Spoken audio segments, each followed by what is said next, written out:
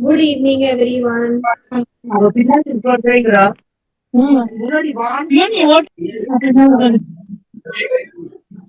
evening, everyone. Good evening. Good evening, ma'am. Good evening, ma'am. Good evening, ma'am. Good evening, ma'am. Good evening, ma'am.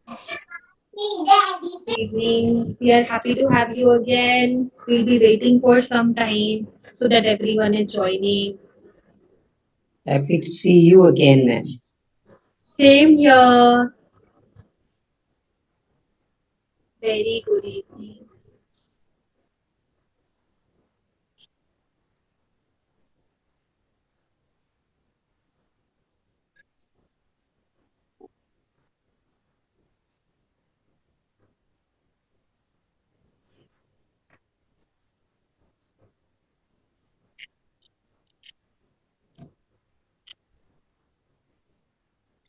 Good evening, Shivali, ma'am. Good evening, ma'am. Good evening, ma'am. Good evening. Welcome back. We're happy to see you again. Good evening. Hi, good evening. Good evening, ma'am. Thank you, Pratibha, ma'am.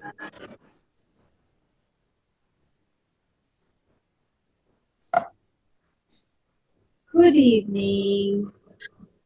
We'll be starting in a while. Just, I think we left with half of the participants. So, Juswani, can you ask Ritika to put a reminder, please?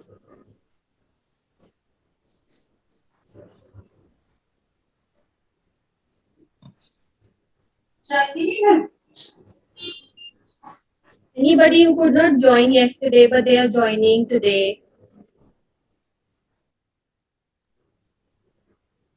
Hi, and ma'am. Good afternoon, ma'am. Good afternoon. Good evening, ma'am. Good evening, Neha, ma'am. How are you, ma'am? I'm good, ma'am. How are you? Fine, ma'am. Good. Yes.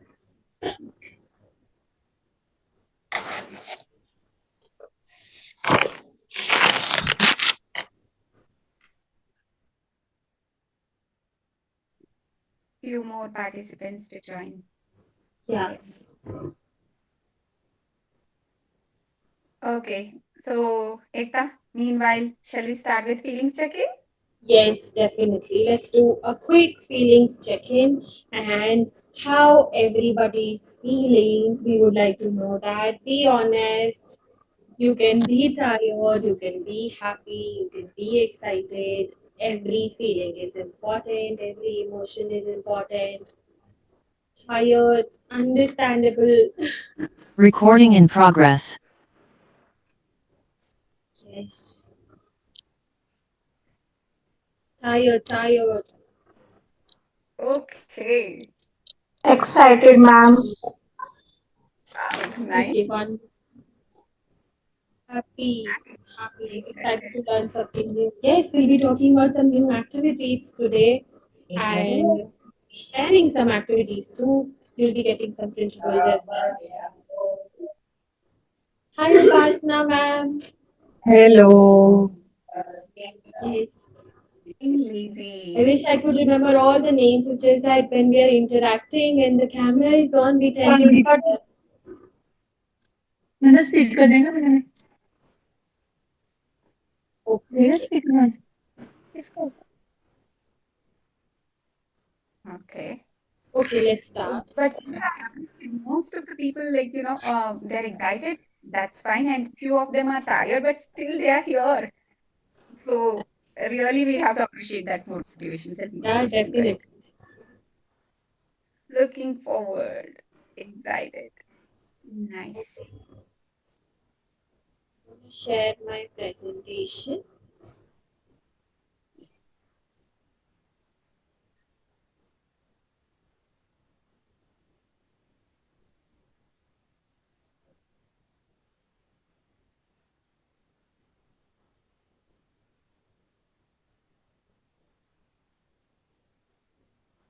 Okay, so yesterday we talked about social emotional learning, making classrooms emotionally safe.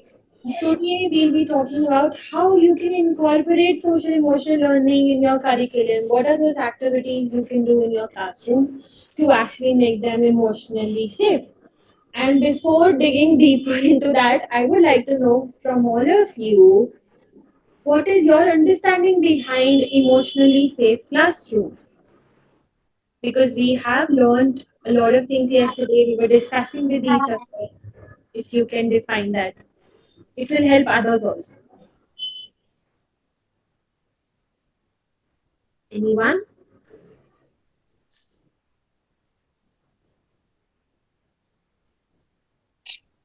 Okay, then I'm Hello. going. Hi. Yes, ma'am. Hi. Emotionally safe classrooms are those where children do not fear to lay down their opinions or their ideas freely, right?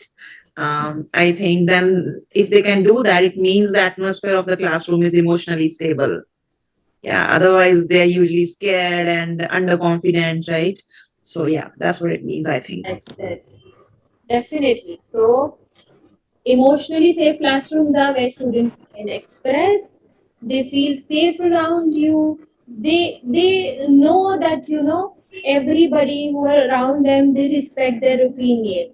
So those things we touched upon, and there are different activities and different skills we can inculcate in children, and within the classrooms we can teach them that help them to become more expressive, learn about empathy, learn social skills that would eventually make your classroom environment more emotionally intelligent as well. So number one activity is feeling check-in. So we have been doing it from last 2 days. How about if we watch a very quick video around it, and then we'll dig deeper into this activity. And no matter which subject you're teaching, it can be English, it can be Hindi, it can be any subject, or social emotional learning. If you can start with feeling check-ins and you ask children how are they feeling, that generally creates a difference. And you have to tell them that they are not supposed to say, I am fine, ma'am. We are good, ma'am. And ask them to actually be honest. You tell, you're fine, but I am not. You know what happened? I'm feeling very tired. So many classes, back to back classes. What about you? And then they'll open up. Okay, let's watch a video. Fiverr. Just a second, I'm gonna play.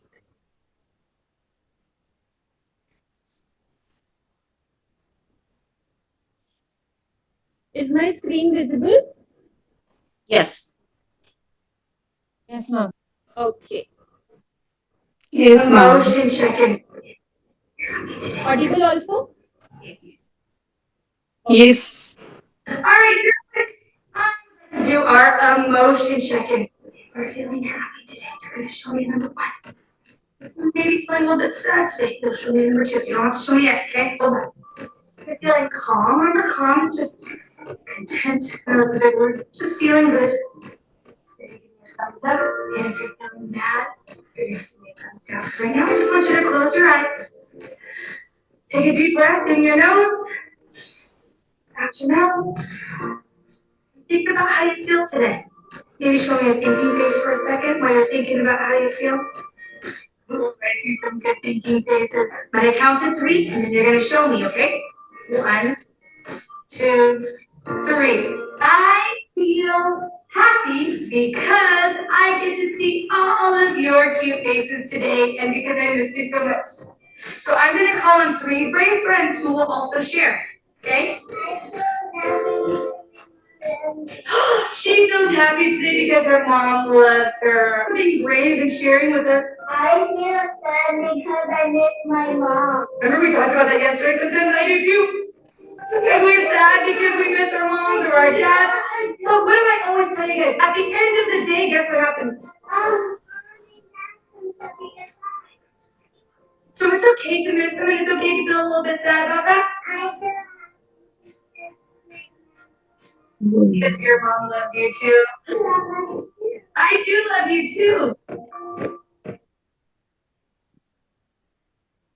Did you see how that feeling check-in was happening? Okay, now we saw something there. Some of them were talking about that they were sad, right? Okay, when there's a student in your classroom saying, "Ma'am, I'm sad because this happened, that happened," how are you going to respond? Tell me, what will be your response around it? Hi, hello. We will ask the student what happened. What happened? Why are you sad today? We will go to the background check. What happened to that student on that particular day that he is not happy? Why? What happened? Is your mama tells you something, your papa tell you something? In this way, we are going to attach with the student emotionally and physically more in our classroom. And we usually do it in the circle time in the Yeah, morning. that's true. And knowing, trying to dig deeper makes them feel valued. At the same time, sometimes we might feel like asking them questions. Why are you sad? You should be happy. Have you ever seen that happening? That sometimes, consciously, unconsciously, we ask children to be happy. If they are angry, we ask them to be calm. But this video that we saw, she was not asking them to be happy again or to be calm again, but validating. That's okay. It's okay to feel sad sometimes. It's okay to feel angry sometimes. Even I feel that. And you, as teachers or maybe counselors, when you're sitting with children, when you tell them that you also feel it, they feel more confident about it because they're idolizing adults around them. They feel like that you are their role model. So that's where I think feeling check-ins plays a crucial role. What else can we learn from feeling check-ins? And I think I'm gonna take good time over explaining it. And I'm gonna share my screen again.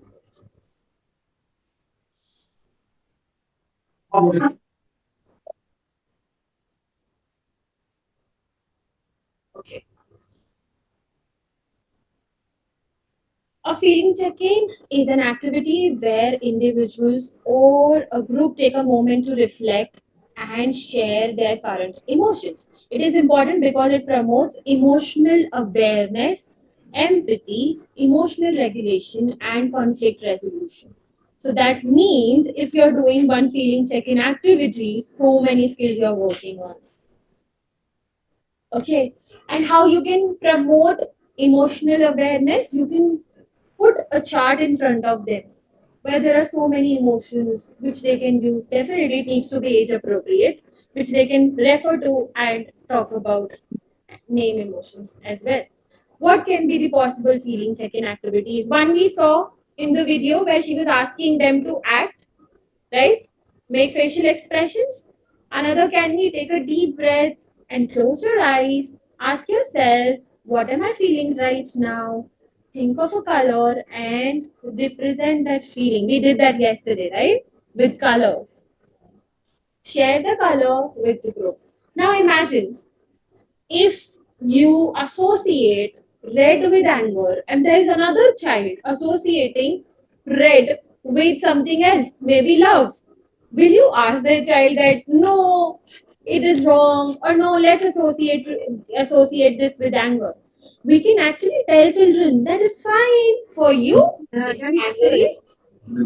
কিন্তু আপনি ওনার Yeah, I think for you it's angry, for other person it can be love as well. So again, we will not be judging and we will let them express. Quiz time. What's wrong with you today is an example of a bad feeling check-in question in the classroom. Now for a question on feeling check-in. Okay, let's say what's wrong with you today is a wrong feeling check-in example. What are some effective ways for teachers to conduct feeling check-ins with their students in the classroom? You tell me. Tell me your ideas. स्मृति वो देना red red colour की वो है ना plastic की tray Yes. Anyone? Activities around feeling checking? Understand the emotions. Yeah.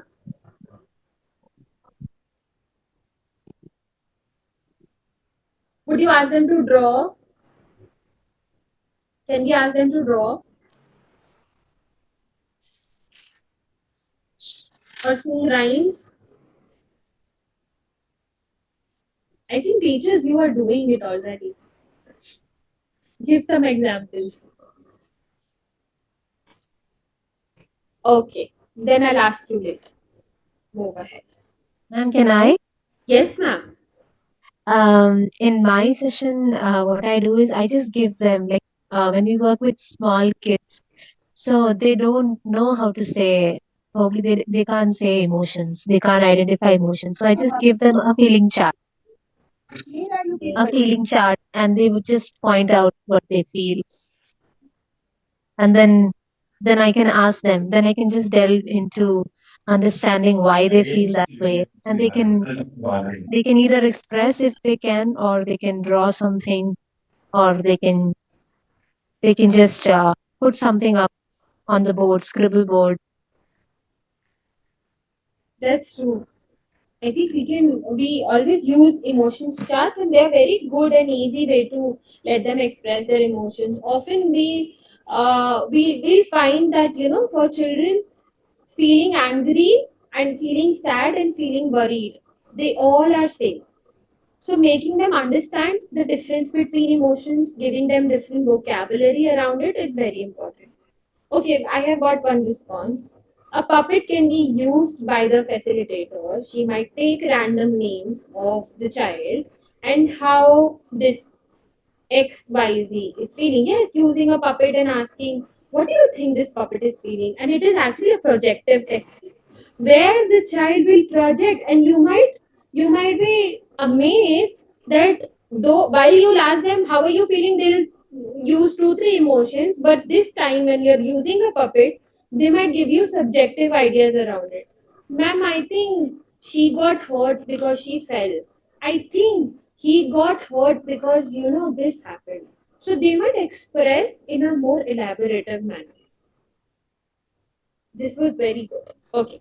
Emotional learning activities. Introducing mood meter activity where students place their emotions on a chart to track how they are feeling. So it is actually making them understand the intensity of emotions for higher grades.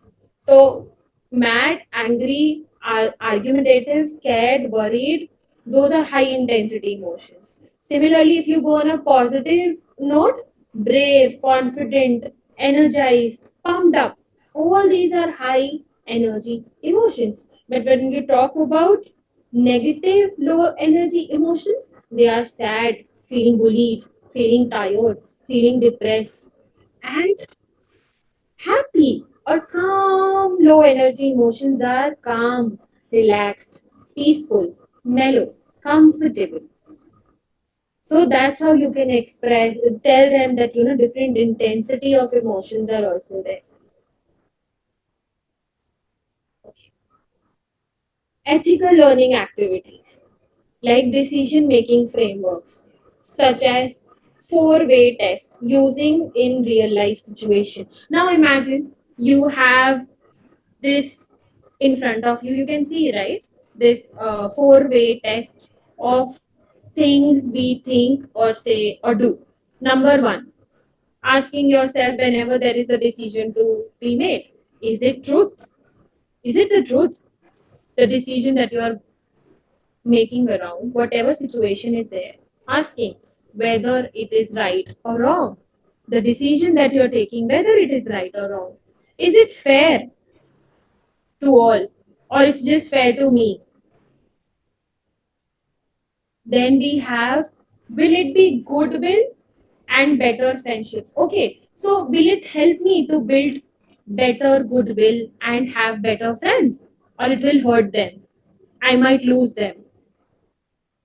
Those questions.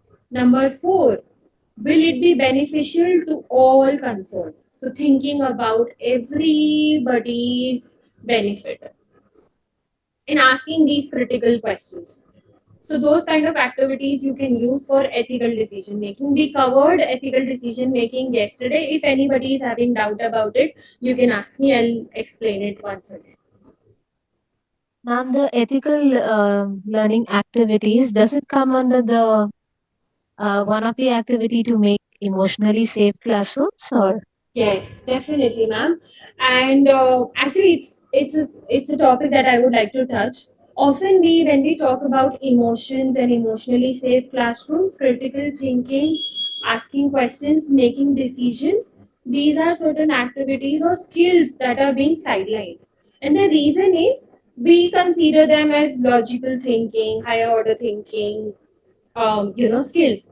However, when you're emotional, you are not passive, but emotions actually makes you a little more smarter. You critically think about what other person must be feeling. How am I supposed to take decisions in situations where I'll be handling with a lot of people, I'll be in a group. So it becomes very important to teach children about ethical decision making as well, because it promotes critical thinking and they become wiser. Now let's say when children are in their teenage years, we see they fell into a lot of peer pressure, take risk taking behavior, and we find them, sometimes making wrong decisions, very, without thinking about the consequences. And biologically, to be very honest, they're just getting there in terms of developing their prefrontal lobe as well. So, at putting them in situations where they are supposed to decide, think, choose, question, helps to promote ethical decision making. Okay. Share the screen. Okay, logical learning activities. Again, this is also the same thing. Thinking logically, saying no when it is right. You cannot be saying yes to everything and showing that you are emotionally intelligent. Sometimes, when you are a counselor, let's say gender bias also. You're a woman, you're not supposed to be so, uh, you know, uh, so strong about things. You're a man, don't be emotional, right? For children also, we sometimes have a lot of biases around not questioning. Do not ask too many questions when you're in classroom, when you're in front of mama. So training them a logical thinking like challenge that includes designing and building real life problems, using logical thinking to construct the test ideas. So for example, you can actually ask them to decide what should be the classroom rules. So we had one session with children, grade 3 until grade 6. They were there in two batches, and we asked them, "You're gonna decide what are gonna be the consequences if so and so things or misbehavior is happening in the classroom." And you'll be amazed. For a time being, they were shocked that, oh, are we gonna actually talk about it, and we'll be the one deciding that? And then they asked for, we should be getting the last chance, we should also be getting a chance to explain ourselves. And then I said, okay, we'll give you two fair chance, but in the third round you have to decide the consequences for yourself. And they listed a lot of things, giving us extra homework, giving you, okay, taking our break time away, or calling our mama and daddy if we are going extreme. And they also took accountability for their classmates as well, that if somebody in my class or somebody who is younger than me making some mistake, I'm going to correct him or her first before my teacher reaches out to that child. So those are the things we can actually include in logical learning activities. You're stimulating it, just like you're building muscles. You exercise every day and then you build it. Here also you're building emotional muscles of students. Creating a positive and engaging classroom environment. Okay, Tejaswini, can you take up this slide? I'll just be here in a moment. Thank you. Now, how to create a positive and engaging classroom. So we are giving them a sense of belongingness. I am heard. So I am one among all these classmates. I am respected. And the well-being of child, student, and teacher, everything is considered here. So, like when we are talking about positive and engaging classroom, so it is like we are setting the tone of the classroom. How we are going to talk to each other? How we are going to bring the positivity in the classroom? Is it just being friendly is something that we are going to have with the children and they will be having the positivity? No. Each and every child has to feel seen, valued, and safe. When students trust their teachers, trust their classmates, they are more likely to engage and take risk and grow and also help other people grow. There are positive relationships, like my friend is only my friend is only. How are you going to talk about it? So are you going to like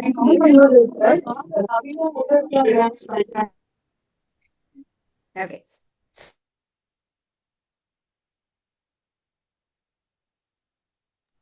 Please, you need to unmute. Sorry. Okay. So helping the children to show mutual respect, understand the different perspective, and effectively communicate. Yeah, something is bothering you. Okay, the behavior of other child is bothering you. How are you going to sort it out?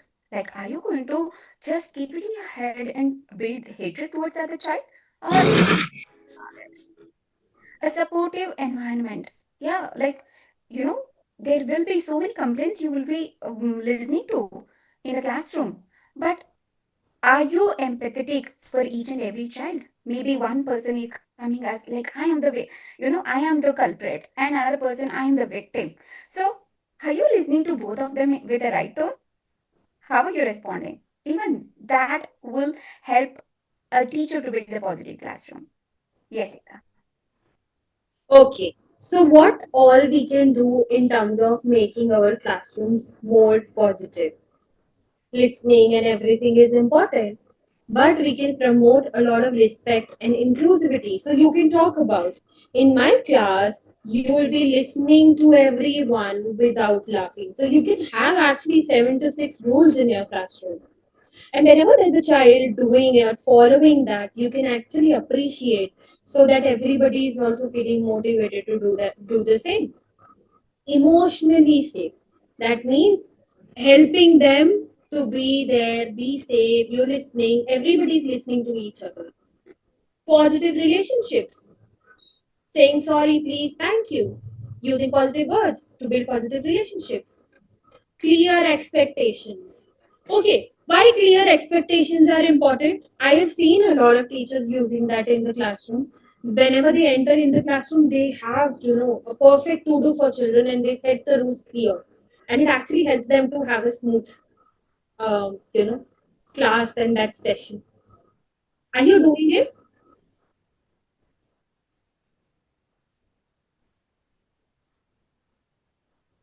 Anyone who would like to add onto that or talk about why they are important, how it works?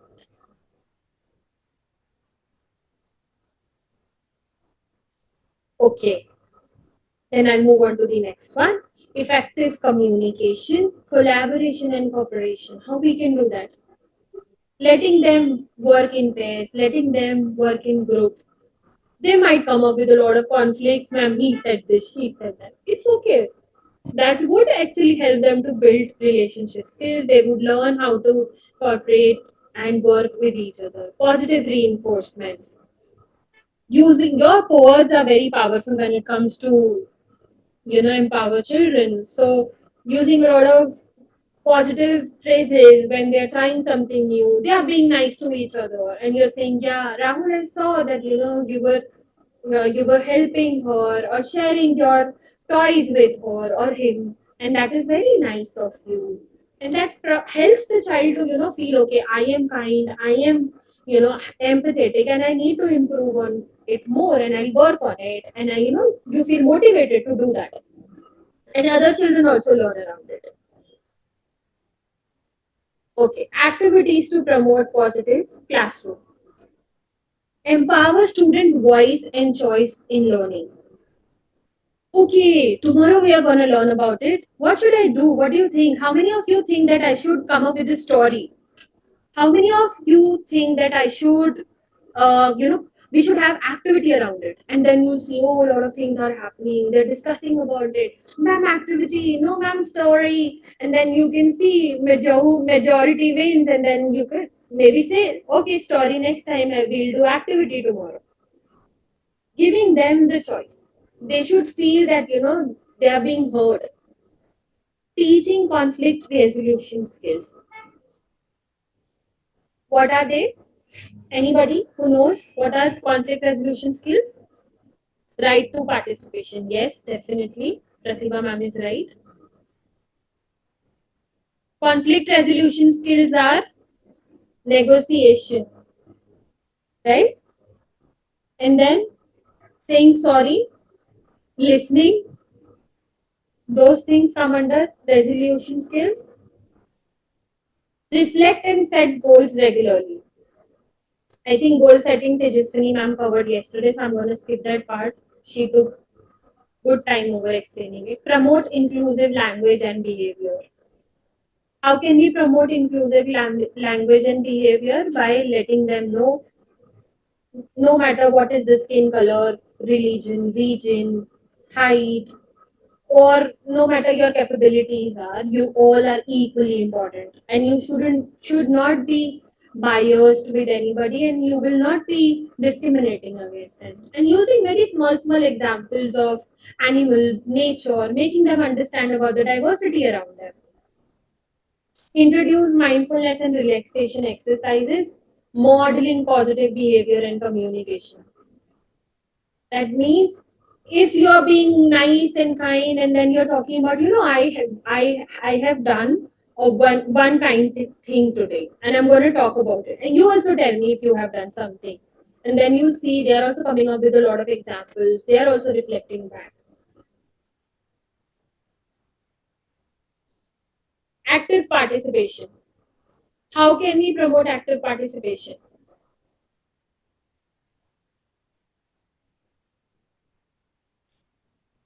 In everybody's tired. Is it? Okay. Rewards. Rewards. Yes, rewards can be there. We can actually ask them to express their opinions around different topics. What do you think about it? It happened in past and that happened that time. What is your opinion about it? Okay, there's somebody has done something in the classroom, and everybody, needs to share their opinion around it, and nobody will judge. Positive reinforcements. Yes, that actually helps in a lot of classroom participation. Giving them a lot of activities that they have to go find and solve and work together with. So asking questions are a few things that you can promote. Sharing ideas and opinions, problem solving, hands-on activities and reflective thinking, social praises, positive attitude, gives chance to students for positive, I think phrases or phrases. Yeah. Activities to promote active participation, group discussions, debate, brainstorming sessions. So before you talk about any topic, you ask them what do they think around it. Think, pair, and share, peer teaching, interactive presentations. So if somebody is aware of any particular topic, how about if you tell your classmates about it? Would you like to teach them? Those kind of things that would help them to come up in the front and discuss, and everybody is going to discuss. They can add on to that. Movement breaks. While movement breaks are important. Okay, how many of you done a lot of dance activities when students, they are very feeling a little low about it, about the class and everything? And you ask them, okay, we'll do some small exercise. You ask them to do. My teacher used to say, roly poly. Everybody's going to do roly poly when I was too young. Yes, Yes, dude. Vasna ma'am is saying, I do it. Yes, Tej? I always do freeze dance. Trees dance. Yeah, and Along with associated. yes. Floor is on lava as well. Icebreakers, brain gym activity. True, and they're very important. It helps you to grab their attention. Zumba, story sessions with action so that they can enjoy. True, that's wonderful. So many movement activities. Yeah, story narration, chair yoga. Wow, yes. We do icebreaker activities. Wonderful. It helps you to grab their attention, promotes activeness in them, they become more focused, and it also helps to become flexible. It releases their stress out. They feel energized. So activities that promotes movement breaks, I think everybody has shared. Musical chair, yoga chair, story narrations with actions. There are more stretching with flexibility exercise, brain breaks, dance and movement routines, yoga and mindfulness, energizing games. I think we have a list of it now. Everybody has shared. Let's talk about mindfulness. Yes, Tejaswani. Yeah. So you all know, right? Like mindfulness activities, it will help them to be aware of oneself. Like when you are practicing this mindfulness, they're mostly present at the moment. Like, they have anxiety, they have stress, or they are distracted, or like they're restless, they're not focusing. So we ask the children to practice this mindfulness exercise. So it helps them to reduce the stress, enhance their self-awareness. Like immediately they come to the present, where I am, what I should be focusing. So sometimes it happens like their mother scolded, or like something happened before the class, and that still recurrent thought is there in their head, and whatever you're teaching, it is not going inside their head. So having just 5 minutes or 10 minutes of mindfulness activity will bring their mind back to your class. So this will enhance their focus level as well. Then, yeah, overall relaxation of their mind, and they can actually come out of that stress mode. So a lot of mindfulness exercise we have. Ekta, if you go to the next slide. Yeah, mindful breathing. So you can see that 5 finger breathing. I think all of you must be practicing in your classroom. Breathe in, breathe out. Breathe in, breathe out. So doing this just 5 finger breathing activity, slowly inhaling and exhaling. Otherwise, you can also go with triangle breathing, square breathing. A lot of different breathing techniques are there. Even like with small kids, you can go with butterfly breathing. So you can ask them to stand up, butterfly, like raise your hand while you're inhaling, bring it down while you're exhaling. So this is like, it's a combination of having movement break along with mindfulness exercise. Body scan. Now, like we are going to focus on the sensation of each and every body parts of us, like how my leg is feeling, how my tummy is feeling, how my head is feeling. Like, when the child is in stress, he will not be noticing what is happening in his body, like which part is speaking to him. Maybe if you have observed, like when you're in stress, when you're anxious, your jaw might feel tightened. Okay, otherwise your shoulder or your chest, there are certain body parts that speaks to you about the emotion that you're going through. So with this body scan activity, you're going to focus on each and every body part, and you're going to breathe and relax that muscle, relax that particular body part. So this is how, like, body scan can be a mindful exercise. And then sensory awareness. So having this 5 4 3 2 1 exercise, so you're going to observe 5 things around you. You are going to see 5 things around you. You're going to listen to 4 things around you. You're going to close your eyes and listen to any 4 sounds around you. Then you're going to smell 3 things. Then, like likewise, you're going to use all 5 sense organs, and you're going to give a task like 5 4 3 2 1 thing that you're going to observe through your sense organs. So another one is guided visualization. So that is also interesting. You can, like, maybe all your students are quite bored, they're feeling sleepy. You can take them to their, favorite place. You can ask them to visualize that. Maybe it could be, a park, it could be a beautiful place. So you ask them to visualize that you're standing there and you're enjoying, like, ask them to explain it. So this visualization will energize them. It will just in 5 minutes, it will, yeah, nature walk. So it will make them to feel that positive zone and they get energized and they'll be with you for the whole class. Yeah. So next one is strong and supportive relationship. So why it is important? Definitely, to build emotionally intelligent classroom, we have to build this strong and supportive relationship with children. So how can you establish trust among children? Being teachers, we all know for any kind of relationship, trust is the cornerstone. So in classroom, how are you going to build the trust with your children?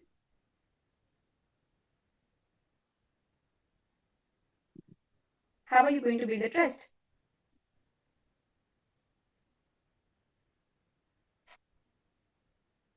Can anyone unmute and say? Trusting relationship with your like students in the classroom. Okay. So you have to be consistency in your words and actions. Sometimes like you promise something, but it is not followed in the classroom. And having confidentiality and fairness. Students should feel safe sharing their thoughts with you without having any fear of ridicule or bias. Like, I am sharing my problems with her and she's equally listening to me like how she listened to my friend. Predictability and structure. So clear rules and routines. This will help the children to feel secure and supported. Many a times students also say, I don't know how teacher will react if I say this to her. Because one time she's so kind and nice, another time she just, said, yeah, this will always happen and you don't have to come and, complain on everything. So she's going to, stop the child over there. So this inconsistent behavior of a teacher might affect the trust building relationship. So having this predictability and proper structure, proper routine, and that expectation that from the child that I can seek help, and having that zone will help the children to admit their mistakes and also face the challenges because I am supported. So by having these things, we can build trust. And coming to showing care and respect, how can we show care and respect to children? Is it like simply using the plural? So how are you going to show care and respect to all your students in the classroom?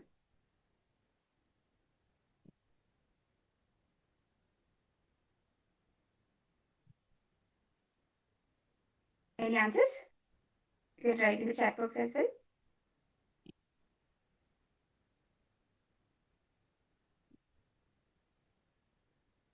Okay, interactions. Fine, then.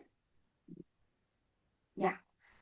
So first and foremost important thing is like being kind and then listening actively.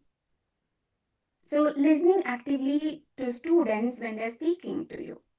Using respectful language even when you're correcting them. They have done a mistake and you're scolding, like you're correcting, okay? But using the respectful language when you're correcting their behavior. Acknowledging each student's uniqueness, background, and needs. So when students feel respected and cared for, they are more motivated and develop a sense of belonging in the classroom. So it's very important to show the care and respect in whatever the situation it is. And foster a positive classroom culture. How can you foster positive classroom culture? Just now Ekta explained about it. So having empathy for each other, having collaboration over the competition. Yes, it's not like always I have to win. Like we are going to when in this competition. And yeah, it's, me this time. Next time it could be my friend. So having this collaboration over competition. And then, we always have to teach them using we word instead of I word when you are conveying something. Then celebrating efforts, not just result. Yeah, like you are appreciating, you are clapping for certain people, like who got first prize, second prize, everything, but also celebrate the effort. Then encouraging peer support and teamwork. Whenever the students are helping each other, definitely you have to, you know, like appreciate the teamwork. How many people supported them? So even that is important to build a positive culture in the classroom. And be an advocate. Being teacher, yes, we are there all the time, standing up for their students when they need in front of other people. Like maybe there is a staff meeting, or like maybe their parents are coming and complaining you about them, telling them about the positive, traits of the child, standing up for them in front of their parents.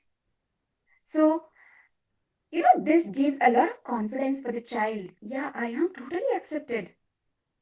Even though my parents are telling a few negative things about me, my teacher is supporting me. Then providing extra help when needed without judgment. Yeah, a few students, their comprehension level is less. They take a lot of time to understand. But providing extra help whenever is needed is important. Guiding them through emotional and academic challenges with patience and, also believing in their strength.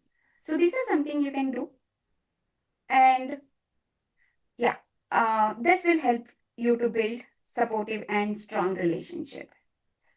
Next, Ekta. Yeah, we have quiz time now. Which of the following is an example of a bad classroom SEL activity? Option A, providing students with tools and strategies to manage stress and anxiety. Option B, ignoring students' emotional needs and focusing solely on academic content. Implementing mindful exercise to enhance self-awareness and self-regulation. Okay, good. I'm getting the answers already. Okay. Option D, teaching conflict resolution skills to help students resolving personal issues. Okay, wonderful, wonderful. Yeah. Can anyone please tell me, like, yeah, can anyone explain me why you have selected it? Because I have got so many answers. I want something from participants and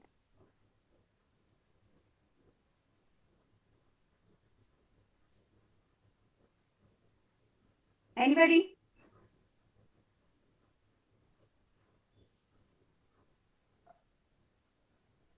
Okay. I hmm. Yeah, Ekta. So yes, we have one more question. Which of the following is an example of a bad classroom SEL activity? Now you have four options again. Okay, so I don't have to read the options now. Nice. Okay. Everybody is acing in this exam. Hmm. That is the purpose of this quiz actually, so that you all can pay attention to us.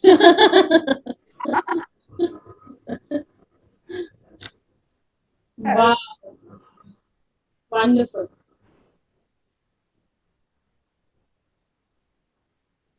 Yes. Yes. Okay, so I think we'll be also talking about one of the courses that we have launched for teachers and counselors, and it actually helps you to learn about the foundations of social emotional learning.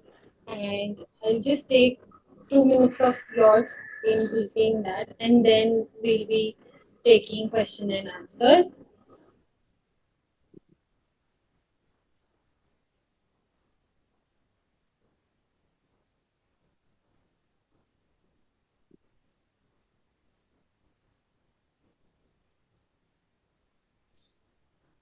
My screen is visible, right? Yes. No, Ekta. Yeah, wait just a second. It got a little space. That's fine.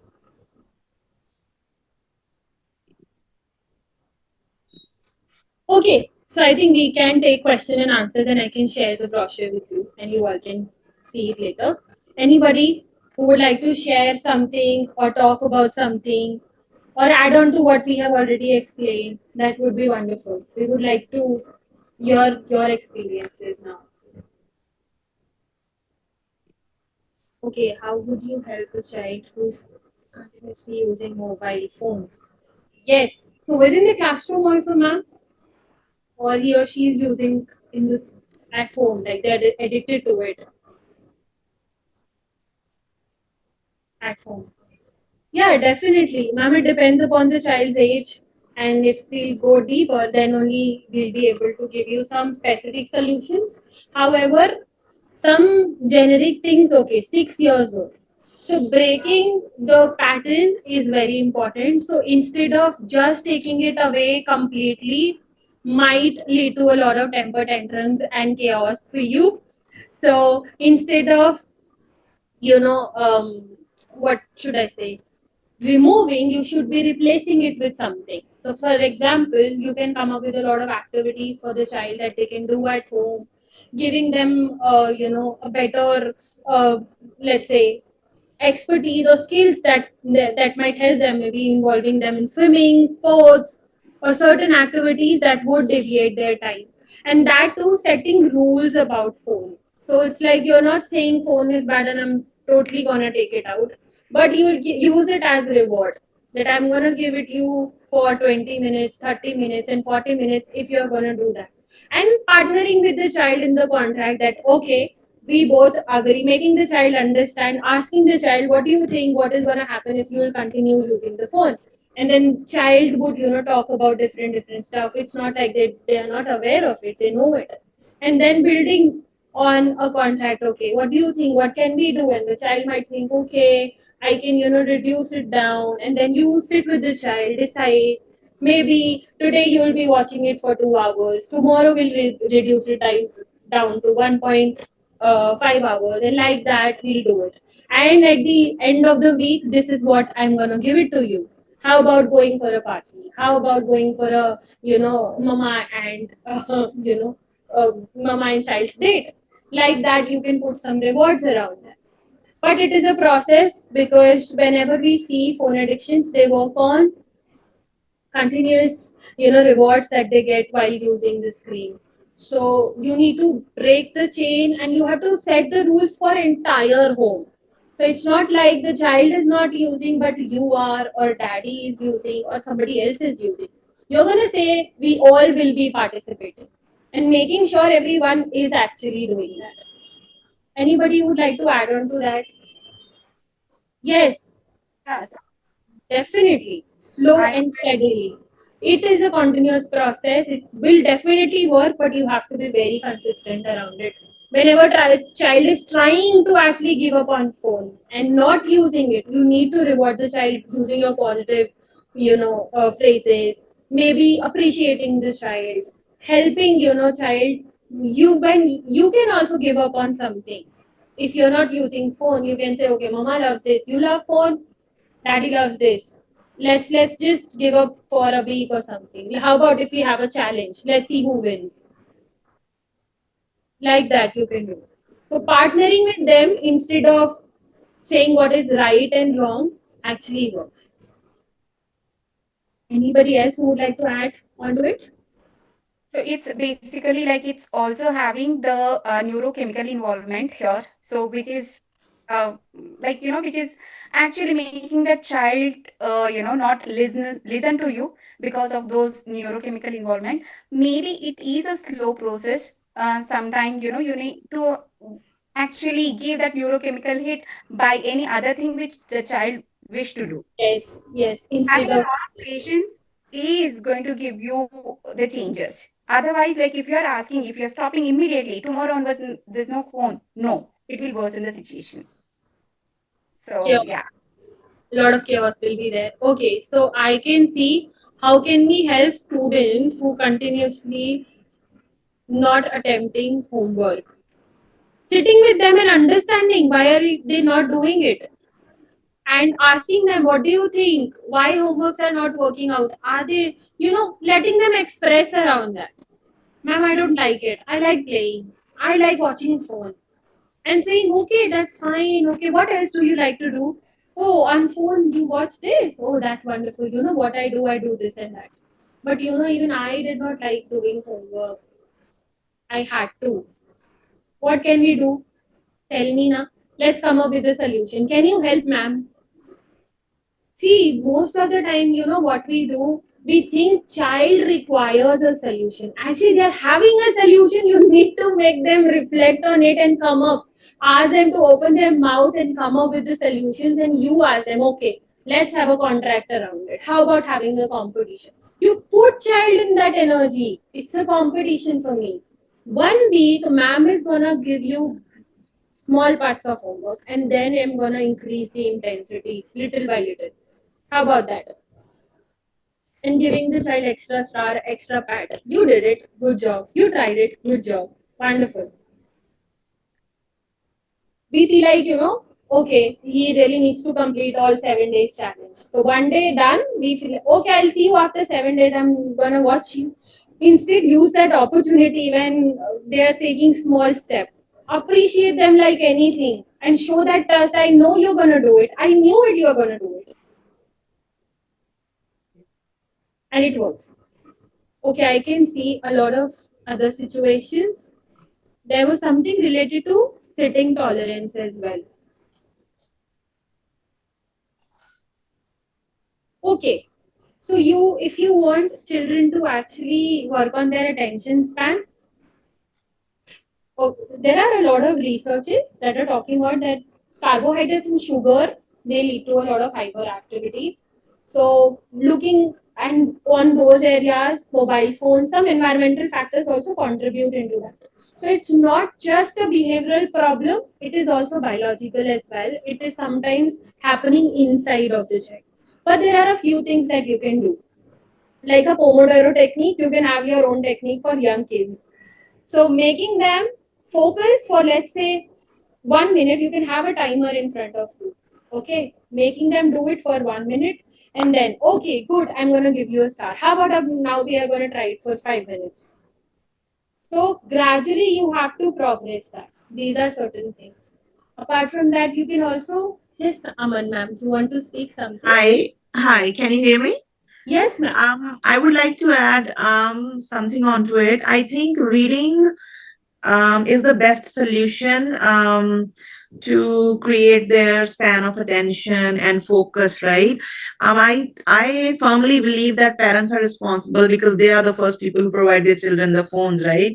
I mean, they could also provide books to them. I mean, whichever is easiest for them, they do it, right? Yes, So once their children are addicted, then they come to school, then they tell us that, oh, he's addicted to phone and this, that, right? So first of all, the parents should know what are the right activities, what they should be doing. So for that, parents need some sort of education, counseling, therapy.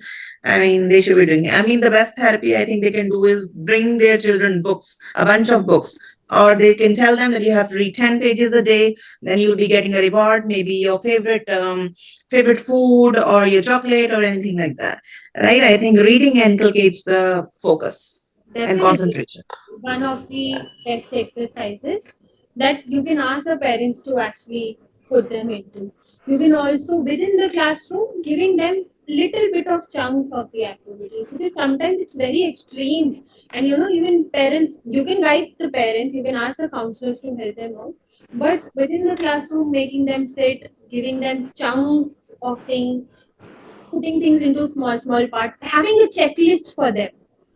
Let's say there's a student, that 7 things needs to be done for that child, so you can have a planner around it if it is too extreme. Otherwise you can just say verbally 3 things you'll be doing, and first thing is this, you'll be completing one paragraph, and then this, and then this, and then that's the challenge for you, and putting some small rewards around it, so that your classroom is a little smoother. You are having a solution around it. Definitely, as Aman ma'am has said, 360-degree approach is also important. The reason is at home. So we have to work with parents. So preventive and curative, both the measures are required, and both needs to be combined. Yes, like definitely. I think parents can sit with the child to make a timetable. Yeah, time. I think we discussed about it yesterday. Creating timetable. I think we'll be sharing attention focus activities with you all. That if you're working on one-on-one basis, then you can do it. If you can suggest it to parents, it would also give you a little more idea about how you can work within the group settings for your entire classes attention and focus. So because it's important for everyone. Okay. So Hello. yes, Upasana. I would like to add to the topic of movement breaks. What I do at my school, we have a timetable in which after every 15-20 minutes of session, the children have a movement. They are allowed to go into another classroom. Like the second activity or the second lecture happens in another space. Like every day, and this happens every day. And even teachers, initially it was bit tough, it was challenging because within few minutes you have to ask the children to get up, pack it up, again move it to another class, this, that. But we have set a beautiful timetable in which even the teachers get refreshed moving from one place to another place, and even the children enjoy it definitely. So I would like to add on to this that even this work out well, like changing of classroom, and they are not stick to one classroom for the whole year for 3 to 4 hours like that. Yes. That's very nice to change that environment, makes them feel refreshed. Yes, Otherwise, it yes. becomes monotonous for them. Yeah, wonderful. Okay, so it was great to have you all today, and we enjoyed a lot the kind of Recording interaction. stopped. And you all will be getting your certificates, and there will be a feedback form that will be sent to you. And we also have a mental health community for teachers, counselors, and we have team of school counselors there, that those who help with resources, and they guide teachers and parents as well. Everybody is there, so if you want you can join that too. Okay, thank you everybody. If you want Please share to, the link to join the community. yeah, Yes, ma'am, definitely. So, Tejaswini, yes, it's here in the group. I would also like to share the barcode if that is. Ekta, like you wanted to speak about our self-paced module. Yeah. So we have a 25 hours self-paced learning module, which is a course for teachers, and it is designed systematically to understand all the domains. So we saw 9 domains, under that what particular skills go. And at the end of the module, you actually learn about a lot of tools and techniques and the progression. So if you are a school leader or a teacher, or if you are working with children within the settings, you learn about developmentally appropriate progression of the skills, which is very important, because often we are randomly using the skills in the classrooms, and we think mindfulness is important and we do it one day, and then another day we use problem solving skills as well. So how to bring consistency, how to work within the classrooms, how to actually work around behavioral change. So if you want to know more about it, we'll be sharing that as well with you, and brochures and everything will be given. I have joined the Thank you, SEEL everyone. program already. I have Oh, joined the that's SEEL program. wonderful. Yes, and I'm enjoying it. Okay, ma'am. I've done so far the self awareness, and I'm loving it. And at the end of the quiz, I lost two That's what. marks, and I'm not really feeling good about it right now. There's no option of going back and doing it again. Yeah, there was an option, but I didn't know it. I still missed it. So I'm gonna see. That's how I study. I made my notes, right, about self awareness and everything. I mean, I just don't go through and read, and I do it thoroughly. So I'm really upset that I lost 2 marks. So I'm gonna study well in the next chapter. So I'll Yes. still tell No, everyone. I that's mean, fine. it's really helpful, right? I mean, mental health is the most important thing in the world. I mean, this is real urgency to be addressed. at higher level. This program is really, really helpful. I think all the teachers, counselor, educators, they must take it. That's wonderful, Yeah, ma'am. Thank yeah. you for advocating for us, and Yes, we thank you. generally feel appreciated around that. Okay, everybody, we would love to see you again and be part of our community. Every day we are posting some or the other activities there. School counselors are helping with life skills and SEL schedules. So we would love to be in touch with you always. And let's be in touch. And thank you, everyone. Back in the chat box. Thank you, thank you, thank you. Thank you. Thank you, everybody. Yeah, Thank, ma'am. thank you for joining us. It was nice to have you all. Thank you, ma'am. Thank you so Thank you, much. ma'am. Thank you. Thank you, Thank you, ma'am. everybody. Thank Thank you, you. ma'am. Thank you.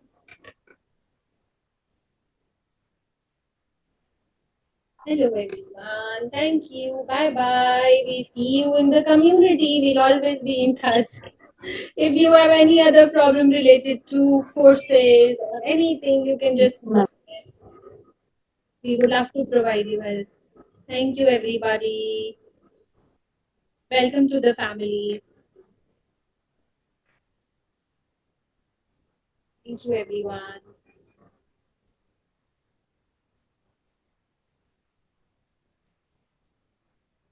Bye, Renu ma'am. I remember a few names I'm gonna say. Bye. Bye, Nisha ma'am. It was nice to have you.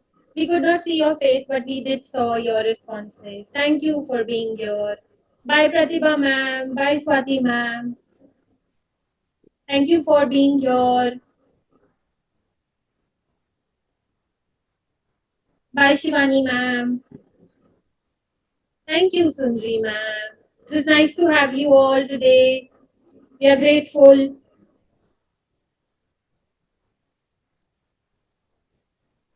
Thank you, everybody.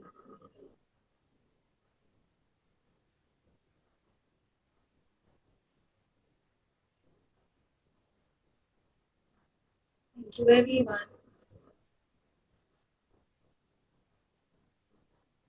Bye, ma'am. Bye, Shami ma'am.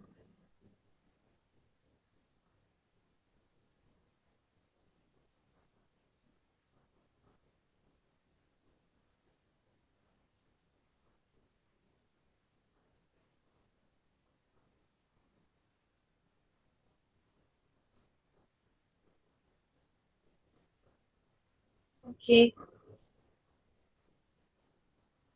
I'm gonna end this. I'm gonna leave this session. Thank you, everybody. Bye.